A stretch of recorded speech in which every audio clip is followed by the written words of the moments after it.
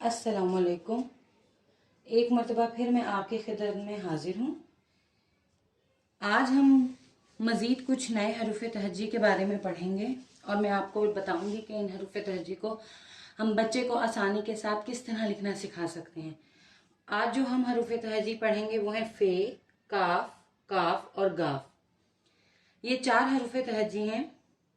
पहले मैं आपको इनको लिखना सिखाने का एक आसान तरीका बताऊंगी। उसके बाद मैं आपको बताऊंगी कि बच्चा इन दो काफ में जब कंफ्यूज हो तो उसको इन दोनों की पहचान किस तरह करवाई जाए। फे लिखना सबसे पहले मैं आपको बताती हूँ। फे लिखने के लिए आप सेम उसी तरह जिस तरह हमने बच्चों को बे, पे, ते लिखना सिखाया था, 2 नुक्ते लगाइए और बच्चे से कहें कि इस नुक्ते की मदद से बे की तरह बनाए, बल्कि बे बनाए। फिर उसके बाद जहाँ पहली जो हमारी लाइन थी, पहला जो नुक्ता था, उस नुक्ते पे एक सर्कल बना दें और उस सर्कल के ऊपर एक नुक्ता लगा दें तो ये हमारा बन जाएगा फे। बिल्कुल इसी तरह हम काफ के लिए भी 2 नुक्ते लगाएंगे, लेकिन इन 2 नुक्तों का जो दरमियानी फासला होगा वो कम होगा यहाँ पर। फिर बच्चे को हम कहेंगे उसी तरह कि एक हाफ सर्कल ड्रॉ करें, लाइक दिस। फिर हाफ सर्कल ड्रॉ करने के बाद बच्चे को उसी तरह जिस हमने फे बनाते हुए कहा था कि एक इस पहले नुक्ते पे एक सर्कल ड्रॉ करें। जब बच्चा सर्कल ड्रॉ कर ले तो उसको कहिए कि उस सर्कल के ऊपर 2 नुक्ते लगा दे तो ये बन जाएगा हमारा काफ। गाफ लिखने के लिए बच्चे को हम यहाँ पे 2 नुक्ते लगा देते हैं, एक नुक्ता नीचे और ये नुक्ता थोड़ा सा ऊपर। अब बच्चे को कहें कि 2 अलिफ ड्रॉ करे, लेकिन एक बड़ा और दूसरा छोटा। फिर इनको आपस में मिला दें। मिलाने के बाद बच्चे से कहें कि उसके ऊपर काफ का डंडा लगाए इस तरह से। कुछ बच्चे ऐसे करते हैं कि इसको यूं कर देते हैं। यूं ये तरीका गलत है। बच्चे को बताएं कि तिरछा डंडा लगाए। अगर बच्चा पहली मर्तबा लिखने में कंफ्यूज हो रहा है तो आप उसको यहाँ पर नुक्ता भी लगा कर दे सकते हैं और फिर उसे कहें कि इस नुक्ते को आपस में ज्वाइन करें। इसी तरह गाफ लिखने के लिए छोटे और बड़े अलिफ की मदद से एक बड़ा अलिफ, उसके बाद एक छोटा अलिफ और फिर इन दोनों अलिफ को आपस में मिला दिया और फिर हमने ये 2 इसके ऊपर डंडे लगाए। ये हमारा बन गया आसानी से गाफ।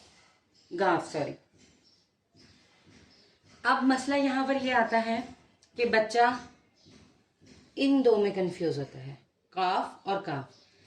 अक्सर बच्चे ये करते हैं कि इस वाले काफ की, नुक्तों वाले काफ की जगह ये वाला काफ लिख देते हैं और डंडे वाले काफ की जगह नुक्तों वाला काफ लिख देते हैं। अब बच्चों को इसका मैं आपको एक ट्रिक बताती हूँ कि बच्चों को हम इस तरह से समझा सकते हैं। छोटे बच्चों के लेवल पे जाकर हमें समझाना पड़ता है। तो हम उनको ये मिसाल दे सकते हैं कि फे और काफ जो हैं ये 2 बहन भाई हैं और काफ और गाफ जो हैं ये दोनों बहन भाई हैं। अब बहन भाई क्या होते हैं, वो आपस में एक दूसरे से उनकी शक्लें मिलती होती हैं। ऐसे तो नहीं होता ना कि एक भाई की शक्ल कुछ और है तो दूसरा टोटली उससे डिफरेंट है, नहीं। तो अब हमने ये देखना है कि इन दोनों में से फे के साथ इन 3 हरूफ में से, हरूफ तहज्जी में से कौन सा हरूफ तहज्जी मिलता है। फे के ऊपर एक नुक्ता है, क्या गाफ के ऊपर नुक्ता है? नहीं। क्या इस वाले काफ के ऊपर नुक्ता है? नहीं। इस वाले काफ पे नुक्ता है? जब बच्चा कहे जी इस पे 2 नुक्ते हैं तो फिर हम उससे कहेंगे कि ये देखिए एक नुक्ता इस पे है और 2 नुक्ते इस पे हैं, यानी इन दोनों के ऊपर नुक्ते हैं तो ये दोनों आपस में मिलते हैं, इसलिए ये दोनों बहन भाई हैं। तो इस फे के साथ हमेशा उसका नुक्तों वाला काफ आएगा जो उसका भाई है। और गाफ के लिए, काफ और गाफ के लिए भी कि जैसे ये गाफ है, इसके ऊपर 2 डंडे हैं तो इसका भाई एक डंडे वाला होगा ना कि नुक्तों वाला। तो जब गाफ के से पहले हमेशा डंडे वाला काफ आता है। बच्चे को इस तरह से ट्रिक से बताएं तो बच्चा बहुत आसानी के साथ हरूफ तहज्जी इस तरह लिखना सीख जाता है।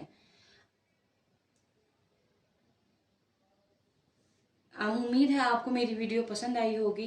अगर आपको मेरी वीडियोस पसंद आती हैं तो please subscribe my channel, like and share. कल मैं फिर आपके खिदमत में हाजिर होंगी बकिया जो मेरे हरूफ तहज्जी के अल्फाज रह गए हैं वो सिखाने के लिए। और इन हरूफ तहजी के बाद इंशाल्लाह मैं आप बच्चों को लिखना बताऊंगी मुख्तलिफ चीज़ों के बारे में।